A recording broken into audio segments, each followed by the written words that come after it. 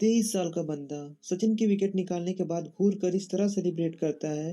पर मजे की बात यह है कि इस कहानी की शुरुआत नहीं बल्कि यह तो क्लाइमेक्स है। इस लम्हे के पीछे एक बहुत अद्भुत कहानी है जो साफ साफ बताती है कि ओलंगा ने ऐसा क्यों किया। ऐसा क्या था जिसने 23 साल के बॉलर में इतनी बड़ी हिम्मत जगा दी कि वह क्रिकेट के भगवान को तौहीन करने लगा। एक ऐसी तौहीन जिसके बाद 36 घंटों में जो कुछ हुआ वह एक मिसाल बन के रह गया। 31 जनवरी 1995, जिम्बाब्वे। आज एक ऐतिहासिक दिन है क्योंकि जिम्बाब्वे के इतिहास में पहली बार एक ब्लैक व्यक्ति उनके क्रिकेट टीम में शामिल हुआ। अफ्रीका का नगीना कहा जाने वाला एक छोटे से देश में जहां 99.38% ब्लैक की आबादी थी, वहां उनकी पूरी क्रिकेट में ब्रिटिश ओरिजिन के वाइट्स भरे हुए थे। आज फाइनली एक ब्लैक बंदा अपने टीम के लिए सिलेक्ट हुआ था। तो वाकई में उनके नए जन्मे देश के लिए यह नया मोड़ था। उस पर बंदा था सिर्फ 18 साल का। सामने था पाकिस्तान यानी रिनिंग वर्ल्ड चैंपियन। ये लाजमी था कि पूरे देश की आंखें इस मैच पर लगी थी और मैच शुरू होते ही उसने अपनी पहली ओवर में एक विकेट ले ली और उसके बाद इंजर्ड हो गए। जिम्बाब्वे ने पाकिस्तान को हराकर अपनी पहली टेस्ट जीत हासिल की, जिसके बाद उस नौजवान पर थ्रोइंग के चार्जेस लगा दिए गए और वे अंतर्राष्ट्रीय क्रिकेट से बैन हो गया। ये था हेनरी ओलांगा।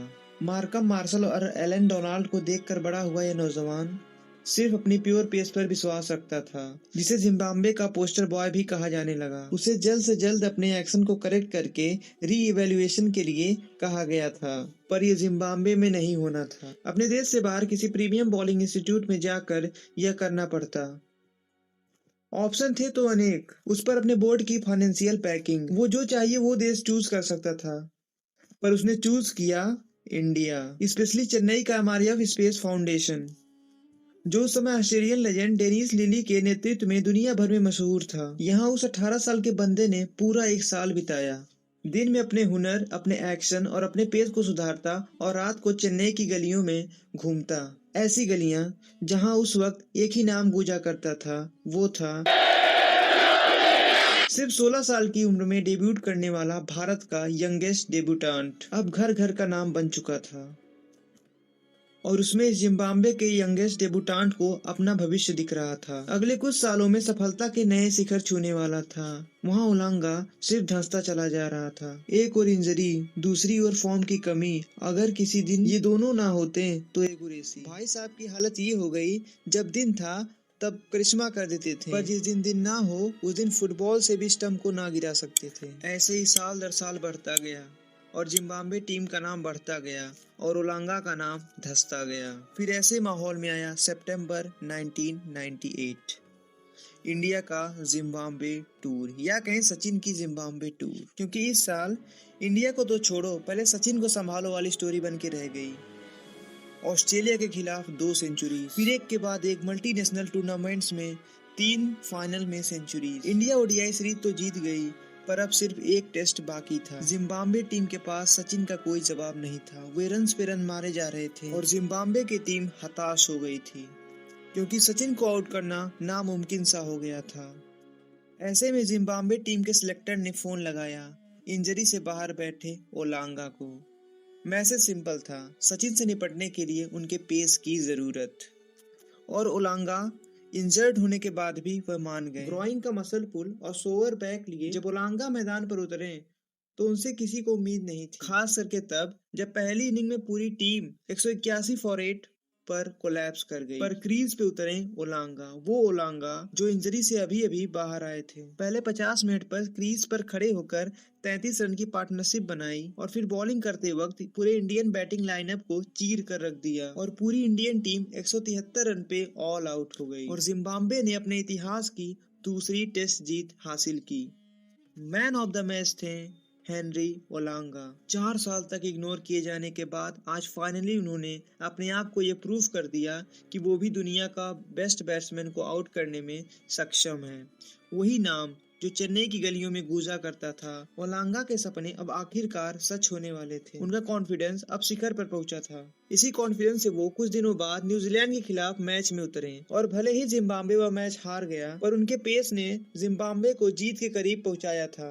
अब सारी निगाहें टिकी थीं जल्दी होने वाले कोका कोला कप पर, जहां जिम्बाब्वे भिड़ने वाली थी वर्ल्ड चैंपियन श्रीलंका से और पुराने प्रतिद्वंदी इंडिया से। और शॉकिंगली यहाँ पर जिम्बाब्वे ने वर्ल्ड चैंपियन श्रीलंका को हरा दिया, वो भी एक बार नहीं, दो बार। ग्रुप सीरीज की आखिरी मैच आते आते इंडिया और जिम्बाब्वे दोनों फाइनल के लिए क्वालिफाई कर चुके थे। मैच का वैसे कोई इंपॉर्टेंस नहीं था, पर सिवाय एक बात के, इंजरी से बाहर हुए ओलांगा। वो ओलांगा जो आज टीम में वापसी करने वाले थे, वो भी आखिरी बार पूरी तरह से हारी इंडिया के सामने। उस वक्त ओलांगा ने अपनी टीम को वर्ल्ड चैंपियंस को हराते देखा था, वो भी उनके गैर हाजिरी में। तो एक पिछले मैच का कॉन्फिडेंस, उस पर खेलने की भूख, 209 का टारगेट बचाने जब जिम्बाब्वे टीम ग्राउंड पर उतरी, तब ओलांगा की आंखें भूखे शेर की तरह झपटने को तैयार थी। और मैच के दूसरे ओवर में अपनी दूसरी गेंद पर गांगुली आउट, और अगले ही ओवर में द्रविड़ को फंसाया। और फिर तीसरी ओवर की तीसरी बॉल पर ओलांगा खुशी मनाने ही वाला था, पर अंपायर ने नो बॉल घोषित कर दिया। बड़ा शिकार अब हाथ से निकल चुका था। और रिस्पॉन्स में ओलांगा ने डाला एक शॉर्ट बॉल, और इस बार सचिन बच ना सके और पवेलियन की तरफ रवाना हो गए। 3 ओवर्स और 3 टॉप ऑर्डर बैट्समैन चित, उनमें से एक सचिन, वो इनफॉर्म सचिन जिसको ओलांगा ने 2 बार आउट किया। ओलांगा का सेलिब्रेशन देख सचिन का एक्सप्रेशन आप साफ बता सकते हैं। पवेलियन में लौटते ही वह सीधे नेट्स में चले गए और वहां पौने घंटों तक शॉर्ट बॉल की प्रैक्टिस करने लगे। जब तक वह लौटे तब तक ओलांगा 4 विकेट ले चुका था और इंडिया 192 पे ऑल आउट होकर मैच हार चुका था। टीम वापस लौटी और सचिन होटल रूम में बैठकर बार बार उसी बॉल को विजुअलाइज करते रहे। उन्होंने वो रात सिर्फ करवटें बदल कर गुजारी। अगली सुबह नेट प्रैक्टिस और एक बार शॉर्ट बॉल, और दूसरी ओर जिम्बाब्वे की स्ट्रेटजी में यही निर्णय लिया गया, जब सचिन क्रीज पे हो तो बॉल ओलांगा को, और सरप्राइज बाउंसर। चाहे कुछ भी हो, सचिन को सेटल होने का टाइम नहीं देना है। मैच के ठीक पहले जहां ओलांगा अपनी पूरी टीम के समर्थन के साथ जोश में आ रहा था, वहीं सचिन पवेलियन के कोने में बैठकर घड़ी को घूरे जा रहे थे। कई साल बाद उन्होंने एक इंटरव्यू में कहा, उस शॉर्ट बॉल और उस डिसमिसल ने मुझे रात भर सोने नहीं दिया। मुझे बस यह हिसाब बराबर करना था। यह मैच बॉक्सिंग मैच बनकर रह गया, जहाँ या तो वह खड़ा होगा या फिर मैं। ऐसे में मैच शुरू हुआ। एक ओर सचिन, दूसरी ओर ओलांगा और पहला सरप्राइज बाउंसर।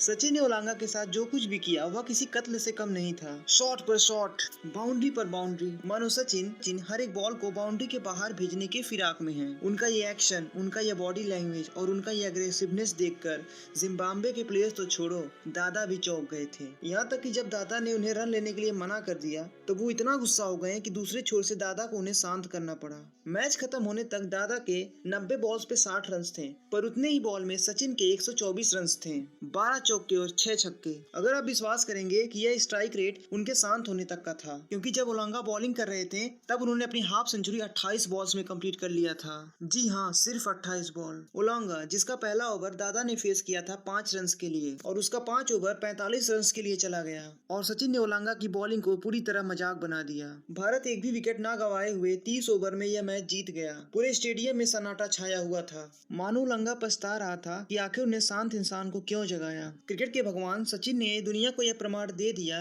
कि कुछ भी करने का, मगर अगर बात सम्मान किया जाए तो सामने वालों को सिर्फ अपमान मिलेगा। ये रही क्रिकेट की सबसे बड़ी राइवलरी जो कि सचिन और ओलांगा के बीच में हुई थी। आपको वीडियो कैसी लगी? अगर आपको वीडियो अच्छी लगी तो प्लीज़ इस वीडियो को लाइक करके चैनल को सब्सक्राइब कर दीजिएगा। धन्यवाद। मिलते हैं किसी अगली वीडियो में। Stay fit, stay healthy, good bye.